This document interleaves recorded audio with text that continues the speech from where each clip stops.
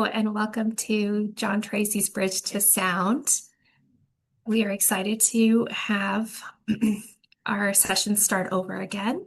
We have a new year, so we are starting off with a panel today. It's a virtual panel of adults with hearing loss, and we're excited to share all their stories and take your questions today. So if you don't remember, if you're new here, my name is Dr. Claribel Sanchez. I am a pediatric audiologist in training, or by training, sorry. But I am currently John Tracy's parent education and engagement manager. And so we have many webinars, many resources for families that we like to bring virtually and on site. And so we are glad that you can join us today. So just some reminders. If you are viewing from your mobile device or tablet, you can turn it landscape-wise and be able to see the full screen. That might help you.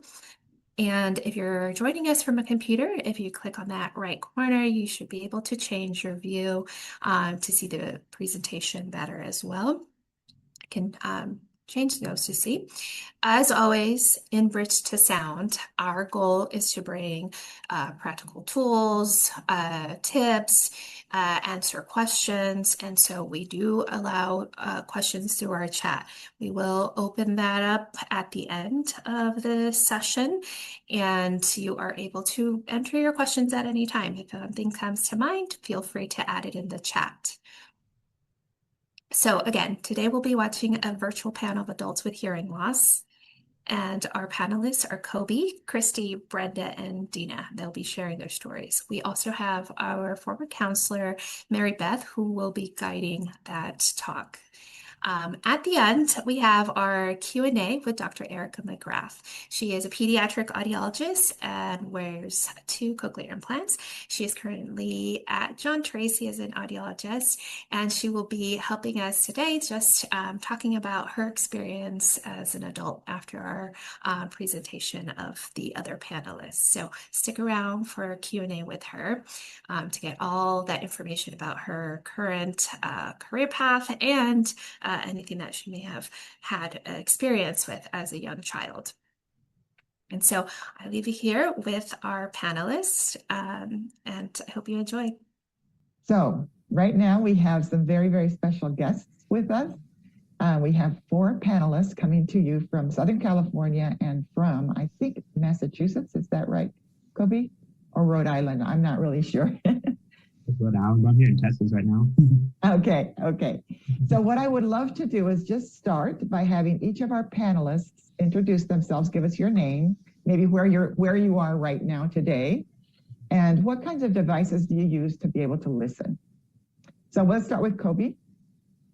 Hi, I'm Kobe. Right now I'm here in Austin, Texas, and I have a hearing aid in my right ear and a cochlear implant in my left ear. Thank you, Kobe. Okay, Christy, why don't you be next? Sure. Hi, my name is Christy. I'm in Orange County, California. I live in San Clemente, and I have a hearing aid on my right and a cochlear on my left. So today it's very exciting because we have 2 what we call bimodal users, which is really cool, and you'll be able to talk about your experience in a bit about that. Brenda, why don't you go next? Hi, my name is Brenda Garcia. I have hearing aids on both ears, and I am in Lake Elsinore, California. Brenda, do you know what level of hearing loss you have? What is it called? So the left one is moderate to severe, and then the left one is severe, and then the right one is moderate to severe. Perfect. Thanks for letting us know. And Dina, hi. Hi, so I'm Dina. I am in Long Beach, California right now, and I wear a cochlear implant on my right. I don't wear anything on my left. Okay, perfect. Thank you so much, all of you. It's very, very exciting to see you.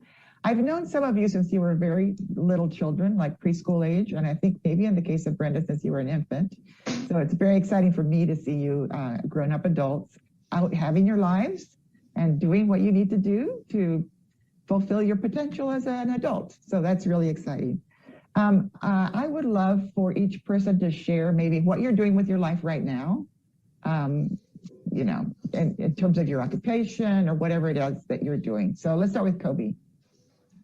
So yes, I'm a dentist, and I am finishing my last year of residency.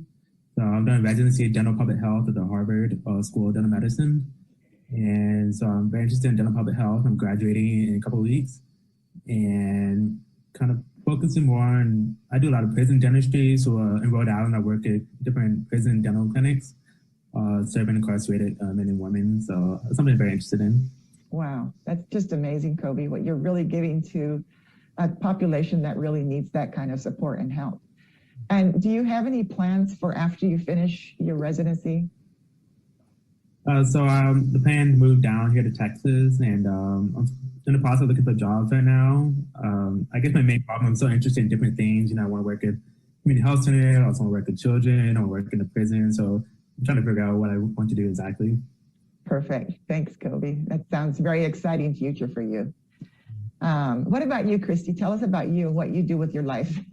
Of course. So I've been a clinical audiologist for 8 years now. I graduated with my doctorate in 2013. I went to undergraduate at San Diego State, and then I went to graduate at Arizona School of Health Sciences. And as far as an audiologist, we do hearing aids, cochlear implants. We see children, adults, geriatrics. So a little bit of everything. It's so exciting to see a person with a profound hearing loss being involved in audiology, because you're able to give so much from your own personal point of view and how you have experienced, audiology in your own life. Christy, can you share with our audience, there have been two kind of points of contact with John Tracy, what used to be John Tracy Clinic, now John Tracy Center, in your history. Can you share what those are? Because it's very interesting. Of course. Yes. I mean, John Tracy has been so impactful for me in so many ways. But it's interesting when I was 3 years old, John Tracy came to my preschool and just did a hearing screen, routine annual hearing screen. And that's when, I referred. So a note went home to my mom and to follow up with my pediatrician. And my pediatrician, I mean, he, I don't know if, I guess it just depends on the doctor, but my pediatrician, he just looked inside my ears and he said, no, everything looks fine. My mom was like, okay. And then fast forward, 2 years later, my kindergarten teacher, she was just a little concerned about my attention. She wasn't sure if it was, just, some attention issues but she said, yeah, you should probably get her hearing checked first. So then that's when my mom was she was just so confused. So she said, I just want to go right back to John Tracy Clinic, the people who, referred me initially. And that's when we went back to John Tracy, did a full evaluation, confirmed my hearing loss. It was just such a big thing. I mean, my mom was she knew something was, was there, but she, finally got confirmation. And then, just a few months after that, when I was, 5.5, that's when I started wearing hearing aids, went into first grade wearing hearing aids, thanks to John Tracy. I mean, I don't know how long I would have went without any hearing help had it not been for John Tracy. So it's just so neat. Yeah, so that's pretty exciting, that history of when you were a little girl. Mm-hmm. And then you came back to us. I know. So then I kind of did this full circle thing where I was looking for internships, and this is when I was in Arizona finishing up my doctoral school, and I emailed, I think I emailed you, Mary Beth, and I said, I'm just looking for internships. I plan on moving back to Los Angeles. And then that's where you said, absolutely. So I was so just grateful to be part of the summer program for those 3 months. I mean, wow, I was just blown away. I mean, the things you do are amazing. And it was really cool to get to see that firsthand. Yeah. Yeah.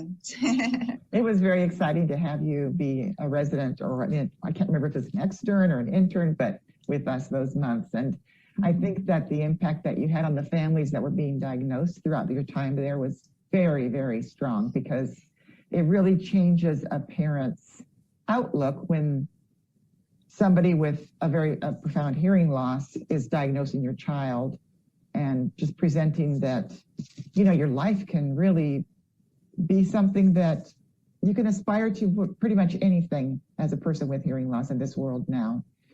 So it's so exciting. And thank you very much for coming back to our panel.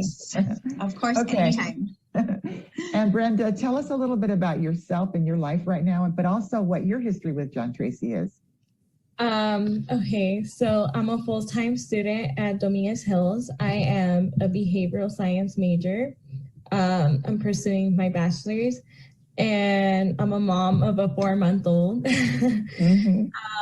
And I tutor kids when I have time. So for 3 hours, Monday, Tuesday, Wednesday, elementary kids. And my experience with John Tracy was, the first 3 years of my life, I did not hear a thing. And my parents found, we're trying to find different options because they were afraid. And then they took me to Mexico, and someone recommended John Tracy. So, after I went to John Tracy, they gave me hearing aids, and I've been wearing them ever since. And that's where I learned how to talk. Yeah. And what was so wonderful about your story is, I think you went to our preschool, you went through our preschool program, but your mother, she just refused to go along with this idea that she was only going to speak in English to you. First of all, Spanish was your mother's native language. And also, she didn't really know English that well at that time. So she just kept speaking Spanish to you at home like she should. And you wound up being a bilingual person your entire life. Yeah. Which is, a wonderful example to all of us that we're just sort of figuring out, can a child with hearing loss really master 2 languages or more than 2 languages? And you kind of were one of the people that showed us that was possible. So that was exciting. Yeah. How's your little girl doing? She's good. She's good. She's taking a nap. Does she have typical hearing, or does she have a hearing loss? No, she has perfect hearing. Okay. Well, anyway, it's really wonderful to see you again. Say hello to your parents. Okay, now we have Dina. Hi, Dina. Hey. Tell us about your life. Okay. I guess, so I'm going to be graduating from medical school in June, and then I matched for residency. I want to do family medicine. So I want to work in primary care. So I matched for that, and I'll be starting in July. I'll be actually moving to Memphis, Tennessee for that. Oh, okay. So I'm kind of excited for that. I did my undergrad in Memphis, and then I went to St. George's in the Caribbean for medical school. So that's a little bit about my history. And then as for John Tracy, what I do remember is I was initially, so I started out in Memphis. I started out with hearing aids, and I was at a school over there, but my parents realized that I was not doing well with the hearing aids. It wasn't enough for me to be able to hear. And so they learned about the cochlear implants, and then I got implanted when I was about 2.5. And that was around the same time, I think, that my mom found out about John Tracy. And so I did my preschool in John Tracy, and that's where I learned how to speak and all of that. And, to this day, I'm very thankful because of, how I'm able to enunciate my words and all of that. Every day I'll have people surprised to hear that I am deaf, especially if I have my hair down, you can't tell that I've got a cochlear implant on. So yeah, that's a little bit about my experience. Yeah, and as far as your history with John Tracy, as I recall, your parents are Syrian immigrants, right? They came from Syria, where your father was a businessman and your mother was a doctor, right? Yeah. And did they wind up immigrating to the U.S. because you had hearing loss, or what was the reason they decided to immigrate you? Do you know? So my dad initially was here first. He was doing work in Memphis. And then after he married my mom also moved over. Mm-hmm. And so we were already in the States before that all happened. Okay. Yeah. And I believe your mother wound up pursuing a particular career here in the US, right? Tell us about that. So because of me, she ended up going into audiology. She went back to school for 2 years at Cal State Northridge, and she did audiology, and now she's working as an audiologist. Yeah. So, yeah, you have a really interesting background too, because your parents kind of moved from Tennessee to LA to go to John Tracy Preschool. Yeah. But they wound up staying in LA mostly, right? Yeah. So anyway, it's so exciting to see you back as adults, all of you. I hope those stories helped you. It appears our theme today is audiology. We have a lot of wonderful audiologists in keeping up with the theme here. We have Dr. Erica McGrath joining us today, and we are so delightful that she can join us. Give me 1 second, or you know what, Erica, I'm going to have you introduce yourself while I check on my settings really quickly to be able to see the chat. So I will open up to you. Hello, everyone. My name is Dr. Erica McGrath, and I wear 2 cochlear implants myself. I wanted to pursue audiology because I was inspired by the many audiologists as well as speech language pathologists that were involved in my hearing journey. And when the time came to make a decision about a career, I wanted to make a significant impact on the next generation of deaf and hard of hearing individuals. And that was the main reason for pursuing audiology. That's wonderful. And can you tell us a little bit about your history with John Tracy? I know you're currently an audiologist with us, but do you have a prior history? Yes, actually, I went to John Tracy for their preschool program. And my parents also were a part of the Friday Family School. And because of that support, there was just a lifelong connection to John Tracy. And when I was looking into jobs and careers, I thought it would be really interesting as well as it would be very heartwarming to come back to John Tracy and make a positive, meaningful connection with future families of deaf and hard of hearing children. Yeah, yeah. And we're so appreciative that we're very lucky to have all the wonderful staff we have, but definitely having someone who's gone through our services and whose parents have also been very, and may still be very involved. We're very grateful to have you on staff. So can you tell us a little bit about your childhood? Do you remember or about your hearing loss and your diagnoses? Anything that may have been of something that your parents may have discussed with you? Yes, so I was born August 18th, 1998. So at my time of birth, it was just federally enacted to have a hearing screening program in hospitals. So I was born at the right place at the right time. So the day after my birth, I came in for an ABR, and it was then when my hearing loss was diagnosed as profound in both ears. So my parents were immediately recommended the cochlear implants, but there was a trial that needed to be had with hearing aids temporarily because I was too young at that point. So I wore hearing aids for a little while, and then once I was 18 months, I got my first cochlear implant on my right ear. And then when I was in the first grade, I got my left side. Okay, on your left side, you said was your second, so you had sequential Yes. devices for cochlear implant surgeries. And going back in time in school, do you remember anything in terms of challenges or anything that your teacher that stood out to you in terms of like your teachers navigating your hearing loss? I was very lucky to go to Echo Horizon School where there was a deaf program involved in the school. So I had a lot of support throughout my childhood in the educational environment, such as utilizing an FM system, which the teacher wears a microphone and it streams any of their vocal stimuli directly into my cochlear devices. So that kind of helped reduce the competition between background sound and trying to hear the teacher. So that improved my educational experience. And then once I graduated out of that environment, I moved into mainstream educational environments, but my classroom sizes were primarily very small. So I didn't really have a lot of issues with background sounds. And I had a close relationship with my teachers. So they had full understanding that I have a hearing loss. So they made sure I sat at the front of classes. If there was any missed questions, I would go up to them. So, of course, there were a couple challenges with background sounds, but I always knew ways to overcome that.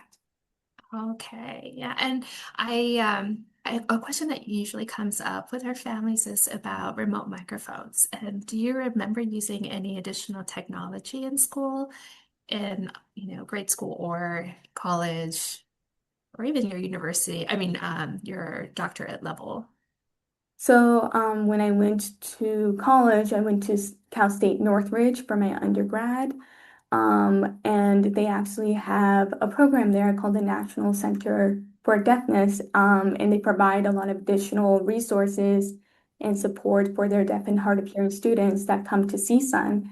So I had support for note taking, and if there are students that needed American Sign Language interpretation, they had interpreters for those students, and as well as captioning devices, and I relied heavily on the captioning devices throughout my collegiate experience. Yeah, and do you remember the process in terms of having to get those accommodations or services? Was that a difficult process for you, or did you find that pretty easy? It was pretty easily. I just had to enroll in the NCOD, and I was matched with like a counselor, and they kind of walked me through the process of how to obtain those services. And as well, I was matched with the Department of Rehabilitation counselor, and she helped me also open up a case and request those services through government supplemental support. Okay.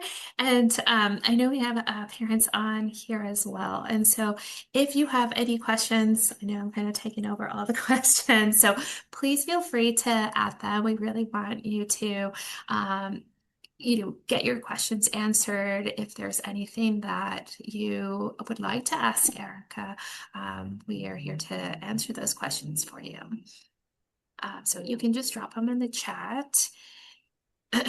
And I think another thing for us is just also helping families, that are going through the process now. Do you have any advice for our current families, either, just starting their listening and hearing journey, or even some older kids who have experience with hearing aids or cochlear implants, what you would tell their families? For those who are just starting out, I know it's an overwhelming process. There's so much new information to take in. I would just advise those families that you're in the right place at the right time. Technology is the best it's ever been for like deaf and hard of hearing support.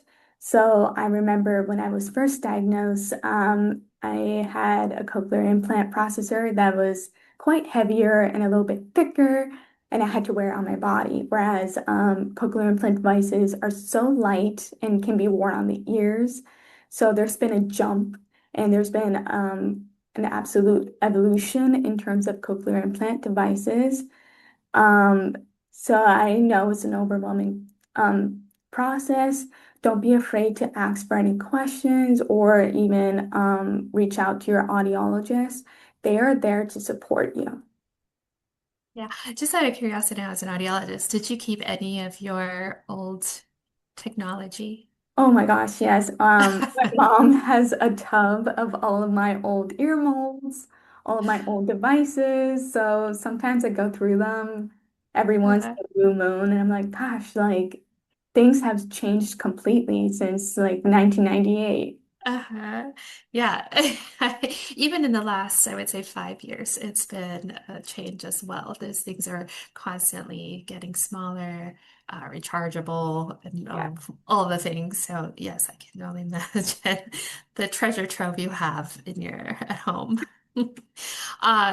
Anything else you would like to share with us? Um, I also play sports as well. So when I'm playing sports, if it's not as aggressive, I do remove my devices. But if it's not as aggressive, I wear my devices. But if it is a little bit of an aggressive sport, then I remove them. So, my hearing loss, I don't have it's not really a limitation on my life, it's just a characteristic about me. So that's what I would encourage parents to teach their children. It's not a hurdle, it's just a characteristic. It's something that's atypical about your hearing. And like that helps encourage and lift, future deaf and hard of hearing children to just embrace their hearing loss and recognize that sorry, there's a question that just popped up. That's okay. You can finish with that, and then you can look at that one if you'd like. No, So yes, so I would just continue to encourage parents to just support their child, no matter what in their hearing journey. so yes, the question that popped up. Do you want me to read it to you, or you want to go ahead and just read it? Make Yeah, it I easier for you. see it Okay. right here. I can read it. So it says, do you use a laptop at school from the age of 12 to 17, pre-college to help with listening in class or taking notes? Thank you. That's a great question. At my old high school, it was enforced to have an iPad to take notes, and I actually enjoy that because I could either type or handwrite anything. But then when I moved to college, then I got a laptop, and that helped with note taking. But I'm a little bit traditional in the sense that I like handwriting my notes because it's like mind to muscle connection, and making sure I can memorize certain information. Sometimes what I did back then is I would just sit in class and listen to the professor, and then I would read my captioning. And then I would fill in any of the blanks, but then I would go back to the caption notes and then rewrite everything pretty much.